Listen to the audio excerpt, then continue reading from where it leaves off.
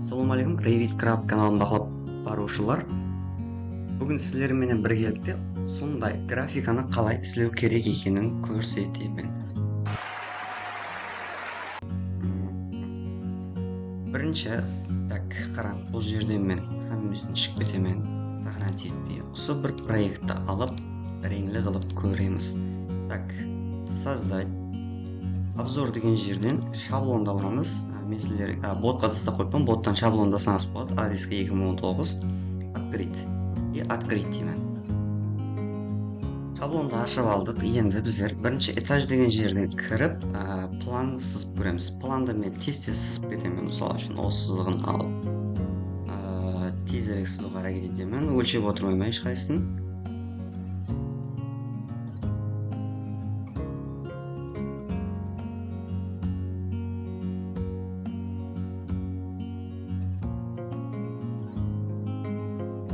Осылай архитектура стенаны алып, 380-лік стенаны аламыз да, қалегенше мен сызамын контурларды.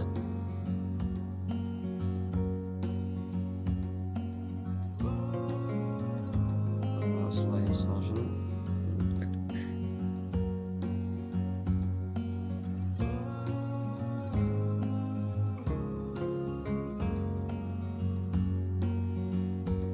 сызып бара жатырмын. Бұл жерде ешқандай не жоқ.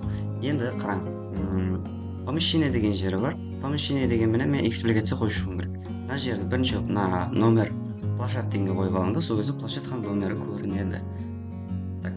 1, 2, 3, 4, 5, 6. Біздерде 6 помещение болды. Енді бұларға әрқайсысына рең беру керек болады. Рең беру үшін қараң, цветовая схема дегені бар. Шеп қапталда.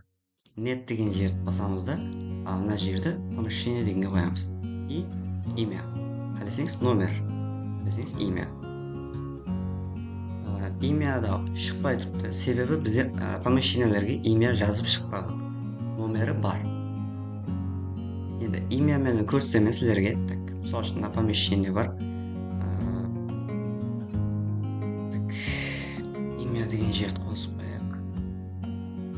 Шарт емес, имяны қоспаймыз. Ана жерде, ведомство деген жерде ең астында помещениесі бар. Помещениеде соған 2 рет басып кіреміз, ең астында екіншісі. Аны басып тұрып төменге тартамын. Сол кезде үстіне шығады. Енді қараң, біріншісіне мен қол деп жазамын. Enter. Екіншісіне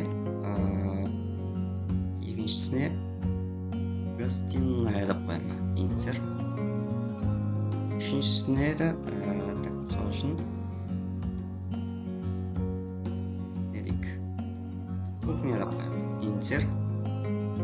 И мынаған детская комната деп қоямын. Enter. И мына жерге болса санузел. Enter. И ең астыңғы тарafына мен сол үшін гараж деп қояйын. Enter. Помещение бізге керек емес. X-ті басамыз и бағанағы жерге қайтамыз. Escape'ті басамын. Нет деген жерге кіріп, аны помещение деп қоямын. Имя десем көрдіңіз бе? Имя десем шығады. Гаражға қандай рең? Мысалы үшін мына жерде өзгертемін. Гаражға қандай рең қойылу керек? Гаражға мен көк цветті қоямын. Мынаны қоямын. Enter. Екіншісі қайсы комната? Гостиная деген жерге мен қызыл реңді сәл ақшылау қылып қоямын. Мындай қылып. Окей. Енді детская комната деген жерге мына реңді сәл ақшылау қылып қоямыз.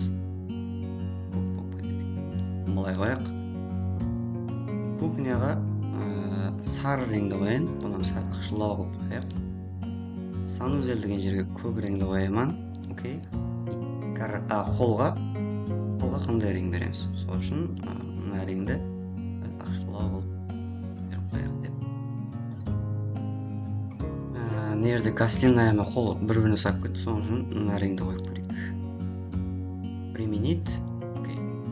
Көргеніңіздей, осындай әртүрлі реңдерде шығады.